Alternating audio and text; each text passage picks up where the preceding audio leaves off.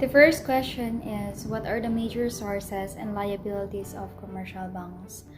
First, let me define what is commercial banks. A commercial bank is a financial organization in which nag-a-accept sila ng mga deposits, providing yung mga checking account services, or sila yung mga gumagawa ng mga various loans, or nagpo-provide sila sa mga tao or even in the small companies with the basic financial products such as yung mga certificate of deposits o yung CDs na tinatawag, and also the savings account. So majority of the people do their banking with a commercial bank. So when we say commercial banks, yung mga profit nila is nagiging nila yan sa mga loans such as yung tinatawag nating mortgage, vehicle loans, yung mga company loans, and even yung sa mga personal loans, in which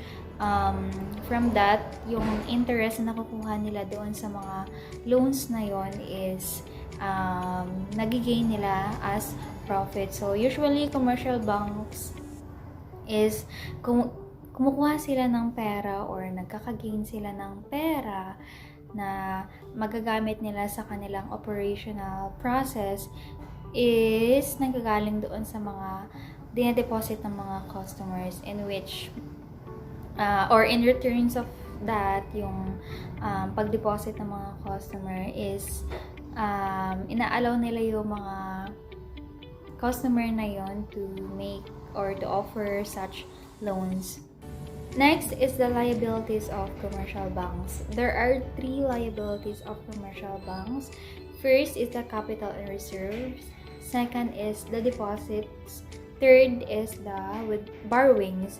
So the first liabilities of commercial banks is the capital and reserves. When we say capital, ito yung pinipaid up capital na tinatawag, or the amount of share capital, in which yung mga yon, yung mga capital na yon is sinusupply ng mga bank owners or yung tinatawag nating shareholders.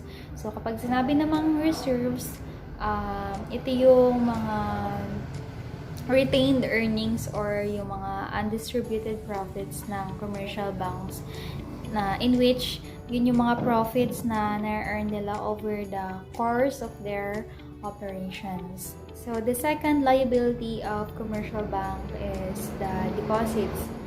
So deposit is kapag si commercial bank kinontinue nila yung pag-mobilize ng public savings sa pamamagitan ng mga deposit mobilization. Si deposit, it is the most important na method na ginagawa ng isang commercial banks.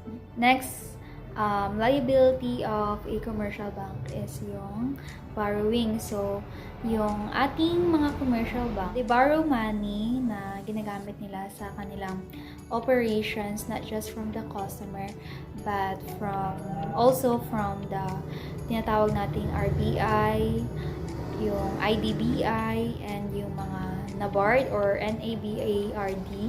And also, nangyayaram din sila ng money from the non-bank financial institutions. And other than those 3 liabilities of commercial bank, meron din tayong tinatawag na mga miscellaneous objects in which they gain their liabilities, such as yung mga invoice payable or whatsoever, and meron din yung mga participation ng mga certificates, in which yun yung mga bagong type of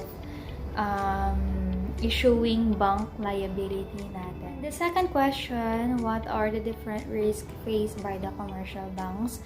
There are 4 different risks faced by the commercial banks.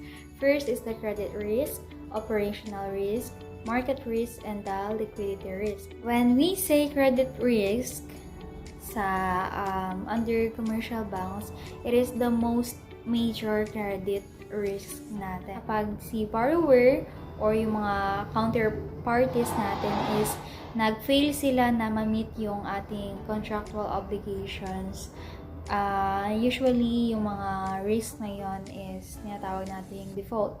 So, isa sa mga example nun is yung, ayun nga, when the borrower fails na makapagbayad ng kanilang monthly loans or yung mga interest payment nila, as yung halimbawa, mortgage, yung credit cards, at kapag yung fixed income instruments natin is hindi nabayaran or nag-fail sa kanyang pagbalik ng mga interest loan.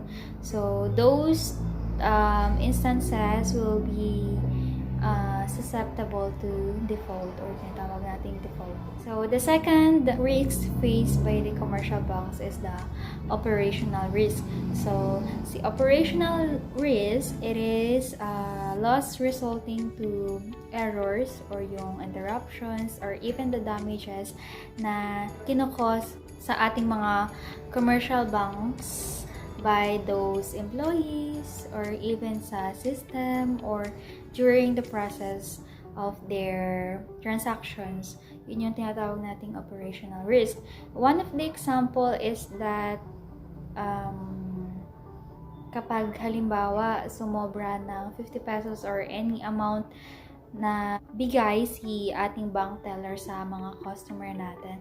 So that would be called as the operational risk. So the third risk faced by the commercial bank is the market risk. Pag sinabi nating market risk, it is the most commonly risk caused by a bank's capital market activity. So from the word itself, market risk, usually ito nangyayari sa mga capital market activities na isinasagawa ng ating commercial bank. So, nangyayari ito dahil sa mga stock markets, yung commodity prices, even the interest rates, at saka yung mga